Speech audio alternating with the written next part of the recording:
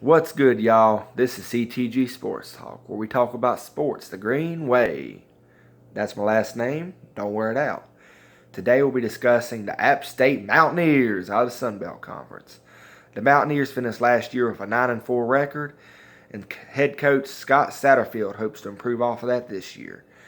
Quarterback Taylor Lamb set a bunch of school records while at App State, but he graduated. And now quarterback Zach Thomas out of Alabama has to replace him. And my, do they have a tough season opener against the Penn State Nittany Lions. The Nittany Lions no longer have running back Saquon Barkley, but they're going to be a top 10 team again this year. That's a loss for App State. Then they face the Charlotte 49ers. 49ers? Who? Now, we ain't talking about the San Francisco 49ers. We're talking about the Charlotte 49ers. Win for App State. Then they have a tough game against Southern Mississippi. There's going to be some high-flying action going on here, but I expect it to be a close game. Probably about 43-40, Southern Miss. Then, easiest game of the year. This should be the cupcake game of the season for the App State Mountaineers. Gardner-Webb. Yeah, the running Bulldogs at Gardner-Webb are not going to stand a chance in this game. I say they should win by at least 30. Then they face the South Alabama Jaguars, the Jaguars, as they call them up in England, are going to lose this game. That means App State will go start the season with a 3-2 record going into their bye week. And then they have a Tuesday night game against the Arkansas State Red Wolves. The Red Wolves are going to be one of the better teams in the whole conference this year. And they're going to get it done this week. Loss for App State.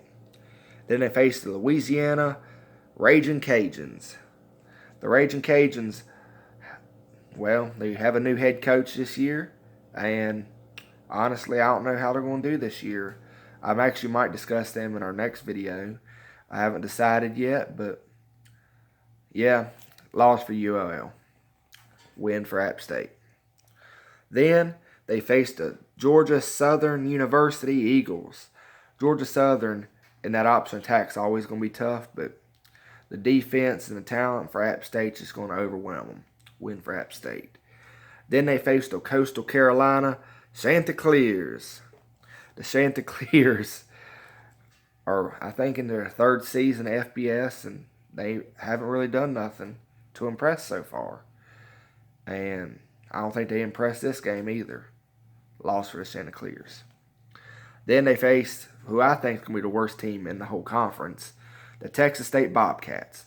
The Bobcats are just a bad team overall, and honestly, I'm not sure they could beat themselves, let alone beat App State. Then they face a tougher game with the Georgia State Panthers. The Panthers could be a surprise team this year, and they could win the whole conference. I haven't looked at their schedule yet, but I think they could very well be a top 3 or 4 team in the Sun Belt. But App State's going to win this one. Then they face the Goliath in the conference, in my personal opinion this year. The team at the very top, the alpha male, the Troy Trojans. Troy Trojans are just tough, physical, and they just want to line up and smack you in the mouth. Troy wins this game, and App State will finish the season 8-4. And Scott Satterfield, this is still going to be a successful season, losing to quarterbacks like Taylor Lamb.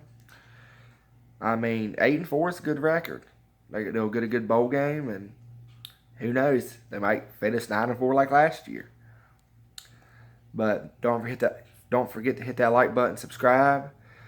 If you have any questions, drop it in the comment section. Y'all take care. Peace.